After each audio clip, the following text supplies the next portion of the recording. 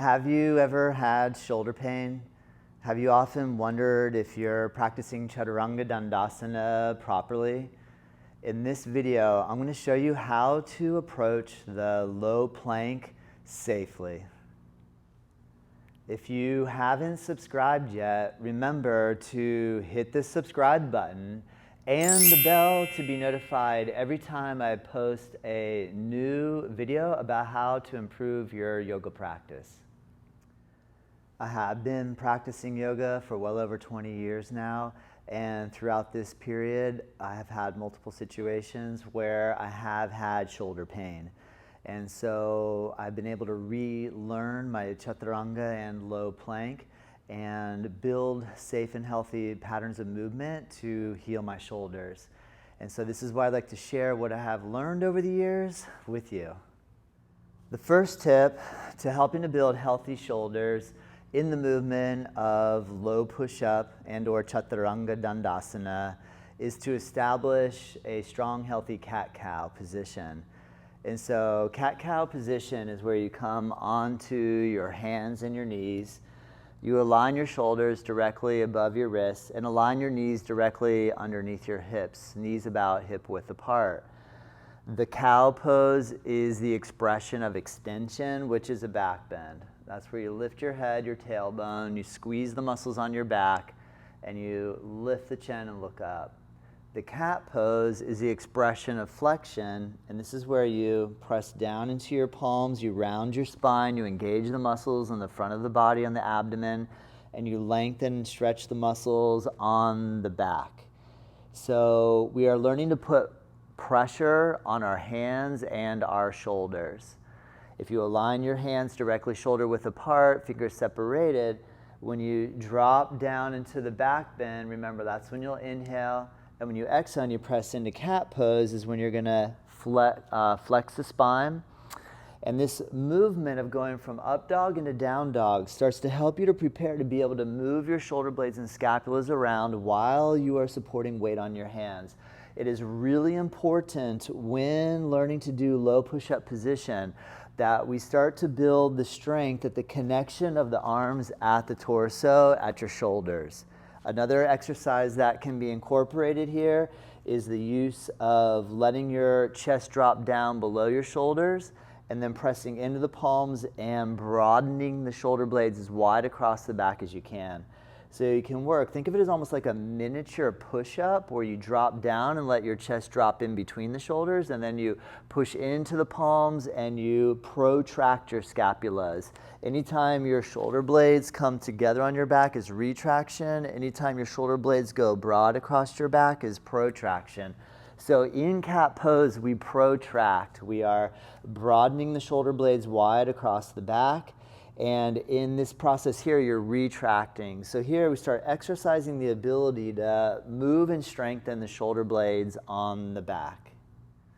The second tip that I'd like to share with you regarding the low push-up, low plank, also known as Chaturanga Dandasana. Chaturanga means four limbs and Dandasana means staff pose. So what we want to start to do is learn how to now bend the elbows and put a little bit of pressure in the shoulders. Some anatomy that I want to point out is that you have a biceps muscle called biceps brachii, and you have what's called the long head of the biceps, which travels up and attaches into what's called the infraglenoid tubercle. Long story short, sometimes what happens when learning low push-up is we dump too much pressure and weight into the humeral head, and this can cause some issues in the long head of the biceps, which is a really common source of discomfort when practicing the low plank. So what we can start to practice and utilize to improve this is that if we now build upon the work that we did just in the cow and the cat pose, and so the element that I want to point out here is the ability to externally rotate the shoulders while we start to bend the elbows. So what we're aiming for is to stay on the knees. You're going to take the knees back a little bit. If you shift the weight forward so your hips come down a little closer toward the plane of your shoulders and your hips or your knees, Okay, and then from here, if you bend your elbows a little bit and start to bear some pressure and or weight down into the arms and the shoulders and the upper body. Make very gradual elbow movements so that it's not too deep. One of the challenges or problems is that when we come into Chaturanga, we lower down, lower to the point where our shoulders and chest is down below the height of our elbows. And the other element here is that sometimes because we might not have enough strength in the upper body, that we end up letting our elbows flaring out when we drop down. And this causes this sort of internal rotation of the shoulder joints while we're coming down into the low push-up.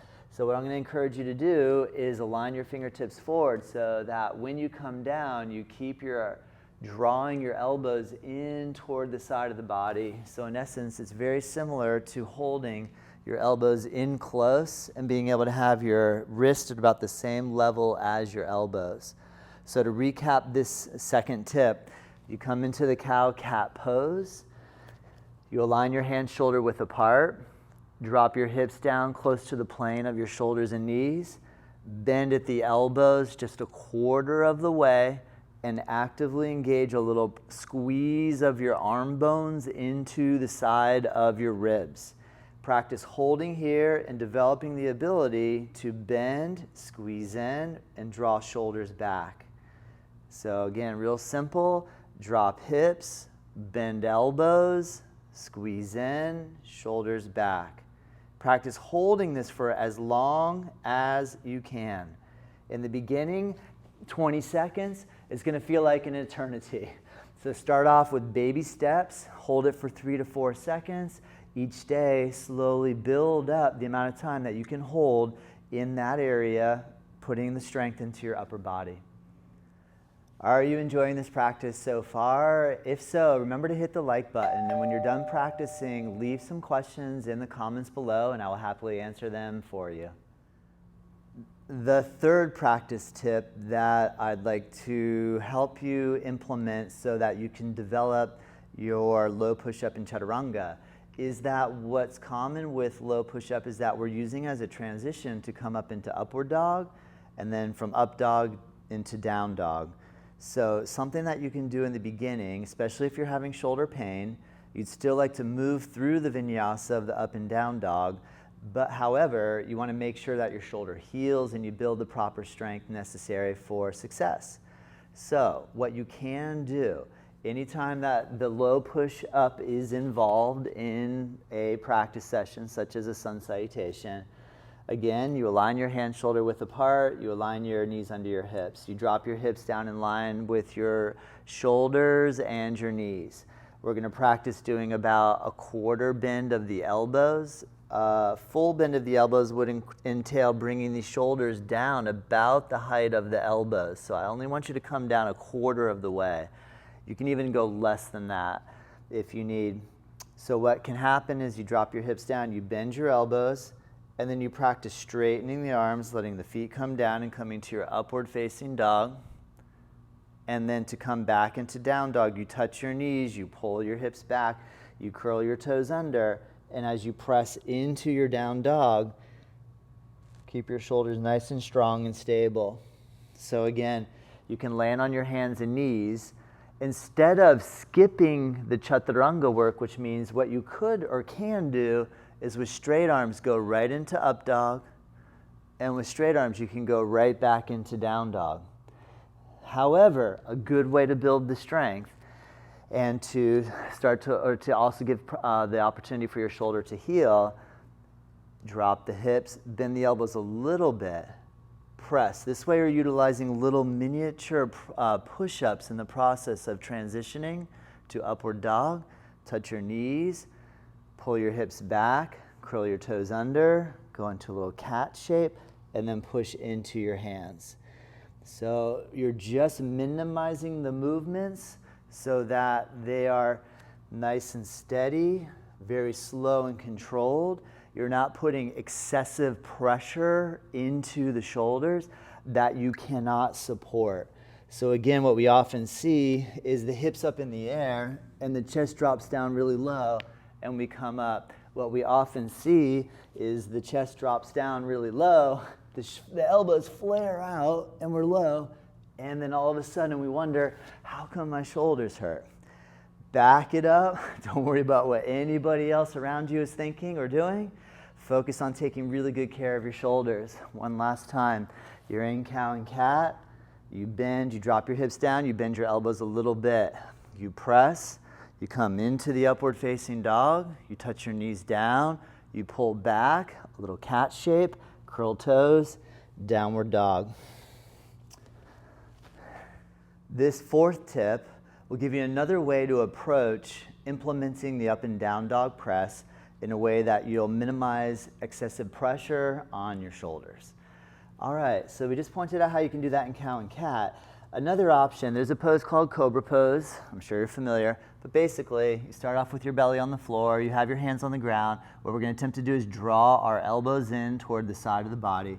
Notice that I am not pushing into my hands. We're going to use our back strength to lift up. So what we're doing is we're squeezing the back and drawing the elbows into the body. And then you slowly, gently peel up into up dog. So what I'm going to avoid doing right in the beginning or now is holding Chaturanga Dandasana. We're going to lay down onto the belly, initiate the lift with the strength of your back, plant the palms. Right now it's critical that when you go to push up, don't let your elbows fall way out. Keep your elbows in close to the body and peel up. And then you can come back to either child's pose or downward facing dog. Reverse order. You come down onto your knees. You drop your hips. You bend your elbows. You work a little like the up dog where you let your hips come down first. You slowly lower your pelvis, your belly, your chest, and then your chin down to the floor. I'll move through it a few times while I talk about it. All right. So what we're going to do is pull the elbows in, squeeze the back, peel the body up, push in, hold the elbows in, pull your hips back, come into the downward facing dog, reverse order, touch your knees to the floor, drop your hips, bend your elbows a little bit, pull your elbows in, touch your pelvis to the floor, slowly lower down, touch your rib cage, touch your chest. Even if each day you just practice isolating the movement and moving really slow like this, you're going to build a lot of strength in your upper body. This will set the pattern for success as you move into the more challenging variation of just rolling right through the Chaturanga to up dog and to downward facing dog. All right, give that a couple practice runs. The fifth tip that I'd like to share with you regarding Chaturanga Dandasana is something that we can build up to, is utilizing the Chaturanga straight to up dog to downward dog. And so just so you have an idea of how or what this can look like over time, is that we'll take the high push-up position, lower down to low plank, Chaturanga, roll over the toes straight into upward facing dog, and then roll over the toes and pull back into downward dog. The main area that we need to be careful of is this process of lowering down and this process of pressing back up. So my advice here is don't worry about that now, especially if you have some shoulder pain. Figure out a way to back way up. Take it to the point where you feel just a little bit of pressure, a little bit of strengthening happening, and don't try to push in through the full motion until that pain subsides.